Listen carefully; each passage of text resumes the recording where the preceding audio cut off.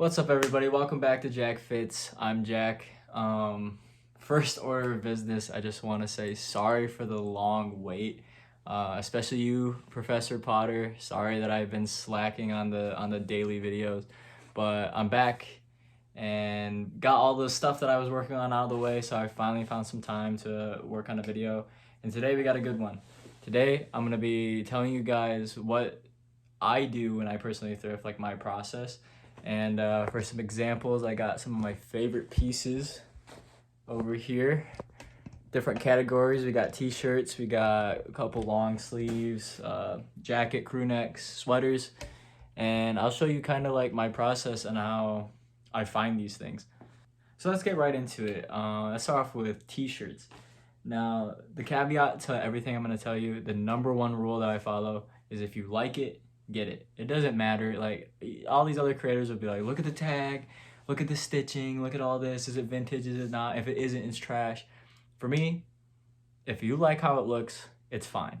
You know, it's your money. And if you're thrifting, you're already doing a good thing of, you know, recycling clothes that people didn't want anymore. So it's not like you're buying sweatshop shirts off the internet. You know, if you like what it looks like, you're thrifting, man. You're being good for the environment. So don't let anybody tell you differently. But getting into it. See, most of these shirts are double stitched. They're not single stitched. And for some of you guys that don't know what that means, older shirts were always single stitched in the sleeves. If you look at this shirt, double stitched. There's 2 lines of stitching there. Whereas, for example, one of the few shirts I actually did find that were single stitched, right here. Let's see if we can get that. See that? There's only 1 line of stitching there. So that's the difference. That's what like the real sweaty people who thrift will look for, is they are single stitch gods. But this particular shirt, I really liked what it looked like. First and foremost, I liked it. I was like, ooh, nice, college Florida shirt. But then looking at the tag, second thing I always look for, does it have a tag? Is it screen printed or does it have a tag? This one, lucky enough, added a tag. It's a Steve & Barry's, which is like classic university wear. A lot of colleges have this tag, college apparel. And it's 100% cotton. That's the other thing. I love cotton shirts. I think they have the best feel. Polyester is like, Cotton's really where it's at. One thing about the shirt, it's not made in America. It's made in Honduras. But we will take Honduras over, you say, India or China or one of those countries that just mass produce clothes. They take their time in South America. So for that shirt, this is why I picked that out for sure. Now, moving on to that single stitched one, we'll show you one of like something that you could look for if you're looking for vintage stuff. Obviously, again, you want that single stitched. This is a university shirt too, but it's on an old Champion tag. You can tell, really yellow. It says it's a large, but when you put it on, it fits like a small. That's another thing, like sizing back then was different, so that's how you can tell if it's authentic or not. And yeah, this is the old Champion logo, by the way, too. And this one is made in Rochester, New York, made in the USA. Like, this is probably one of my favorite finds I ever got. Got this shirt for like $3 at a thrift. Such a lucky find. But yeah, you just want to look at the tag. If it's yellow, if it's got that fade, that's the number one thing you're looking for. Yeah, and out of all the times I've been thrifting, I've found this is like my only single search tee. I need to start going more, obviously, but I was really lucky to find that one. Moving on, this is one of those case in points of if you like it, get it, because this one is a dreaded screen print. You hate to see it, but you know, I'm a huge Tigers fan. This is the old school logo on the back, K-line.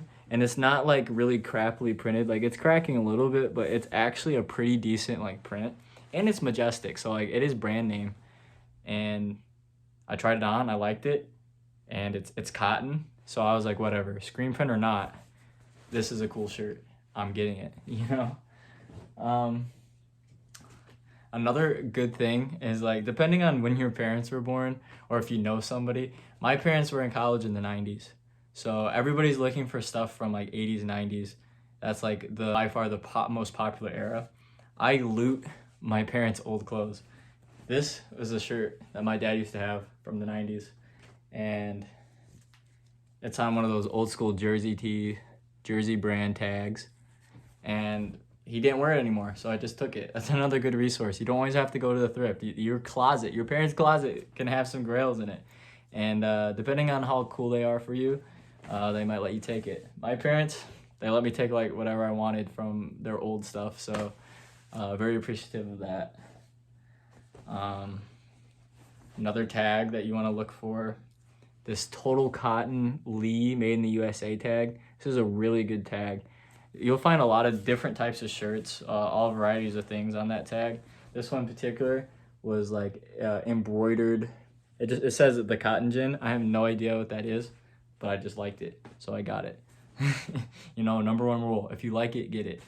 So yeah, I think that's pretty good for the t-shirts. I have a couple more here, but it's kind of like the same old thing. They're cotton, they're made in the USA, or they're made in, oh yeah, before I move on. This is like probably the second best tag you can find. Probably can't read that, but it says knitted in the USA, but assembled in Mexico. Outside of getting a USA tag, if you can get something that was assembled in another country, but it's with American materials, you can guarantee that that shirt's probably good quality. And this Memphis Tigers shirt, definitely good quality. Yeah, another jersey tag there. It's just finishing up the short sleeve. Moving on to jackets though. This is kind of one of those things where you do want to look for brands. But again, first thing that caught my eye before I saw the brand, the colors. It's like this burgundy green with navy blue, like very retro looking. So that immediately caught my eye when I was at the thrift. But this is a old school Columbia jacket. Tag is like shredded. That's also a good sign. You love to see that at the thrift. That's how you know that this thing has been used and sitting in a closet for like 20 years or whatever. This is probably my favorite jacket I've ever found. It's like a windbreaker. Love it. Moving on, another good thing to look for is like our things embroidered. This is a Connecticut football long sleeve, Nike on the neck. Sometimes the thing with Nike is they mass produce a lot of stuff, but this particular one was made in Korea, and that's really was like the determining factor on me getting it. Other than, again, I liked it, but made in Korea, you know, you don't see a lot of shirts made in Korea. So, and it was dry fit. It was like really good material. You know, you take a look at like the stitching and like everything is well made. It didn't feel cheap. So, had to cop that one. Now for sweaters, knit sweaters. This is like the one thing I'm really picky on. They mass produce sweaters like crazy, and a lot of them are just like terrible quality, like fake polyester looking stuff. So, when I look for sweaters, if it's not made in America, it's got to be made in Europe. And this one is made in Italy. This might be, I know I said the jacket, but I might have to say this is my favorite one. This I got right when they pulled the racks out at a Goodwill back home. And I was with all my friends and I had to box them out a little bit to get this one. I'm not going to lie, because we all saw it, but I was like, you guys got to let me get that one. Now, unfortunately, you know, it is acrylic. Like I just said, sometimes they're bad material. Only 30% wool. But to be honest, it was made in Italy and it looked really cool. And the quality is still pretty good that I'm not beefing with it too much. And I wear this thing all the time, so it's not like, it was a good purchase, you know? And it was cheap. This was probably about like $6 at Goodwill. So yeah, you really got to hunt those when they first bring out the racks. Like find out, ask employees or other people that go there, like ask like when the racks come out, and like those are the days that you should be going, because that's when everyone else like me are going and they're getting all the good stuff first. So you got to make sure that you go when things are first getting out, because there's so many good things on the racks that you won't even find already put out. You know, they hide so much stuff in the back, I swear. But another sweater here, this one, fully wool. And this one, I've never seen this tag in my life, but it said it was made in Great Britain. Of course, it's not going to focus. But yeah, it's a Made in Great Britain exclusively for the Edinburgh Woolen Mill. Have no idea what that is, but you know, exclusive sounds cool to me. So yeah, it said it's pure new wool. So when I saw that, I was like, I think I gotta buy this for sure. And it has some holes in it. It has like a hole in like the elbow, but honestly, I feel like that gives it character. So I wasn't too mad. Finishing up, we're gonna do a couple crew necks and what I look for that. I think again with crew necks, like that jersey tag. I don't have any with the jersey tag, but just to show you that again, what that looks like. Jersey tag is great for the pullovers, but unfortunately I haven't found any, surprisingly enough. But this one is a embroidered college football Hall of Fame, South Bend, Indiana. This is one of those I stole from my dad, but it's a JanSport tag, made in America. Inside is like wool, and yeah, I really liked this one. I had to steal it from him. I remember like seeing like Polaroid pictures of my dad wearing this back in the day, and I was like, Dad, do you still have that? And we found it in a closet somewhere. JanSport is a pretty good brand that's been sticking around, and they do a good job of making clothes. Last one I got, reppin' Central, you know, Fire Up Chips. This one was my mom's when she went here in the 90s. And going back to like that sportswear I showed you earlier, but I can't find it, eh? Oh, here we go. I was telling you about Steve & Barry's sportswear. Like that's a brand to look for when you want like good, authentic college apparel.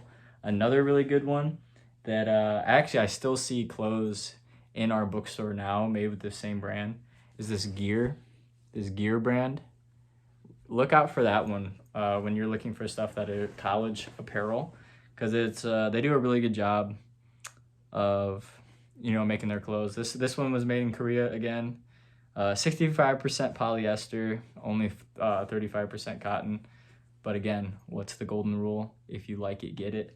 And obviously this was free, so I got it from my mom. So yeah, it's pretty much all I got. I think the only other thing that you should really put into consideration is obviously price. Like for example, the shirt I'm wearing right now, it's like a random bike thing on the back. It's like literally some random like bike trail race that they do annually up here. I have no idea anything about it, but when I looked at the tag, it said it was made in the USA, but the number one thing was this was $1. They had a dollar rack, and I was like, this is probably a shirt that I would not have bought for like $5, but for $1, and it's made in the USA, and it's like a graphic tee. I don't even care what it says. I'm gonna just buy it, you know, just to wear it. So that's the other thing too, is local thrift shop up here. Go to the local ones. Goodwill is great, but sometimes they tax their prices up high. If you can find like local consignment shops that are just like this specific one is like a non-for-profit for kids in Isabella County. So like all their proceeds are going towards, one, a good cause, and two, because everyone working there is on like volunteer, they can make the prices so much lower because they're not paying their employees. It's just like 100% for the kids, which is great. One, for you as a thrifter, and two, you as a community member to help out kids in need, you know? So like try to find like consignment shops like that are running really cool deals, or support good people, because then that just adds on top of, you know, you're recycling clothes and you're helping your community. That's like a double whammy of just being a good guy. Thank you guys for watching. I hope you learned something, maybe. I'm not the best thrifter, and I'm sure you could find someone that could explain all of this in better terms than I did. But overall, for like a beginner, I think those are some good things to look for. You know, tag, where it's made, do you like it, how good does the material feel, you know, and those are like a good way to get you started and not make you look lost when you first start thrifting. Thanks for watching. This has been JackFits. I'm Jack, and I'll see you in the next one.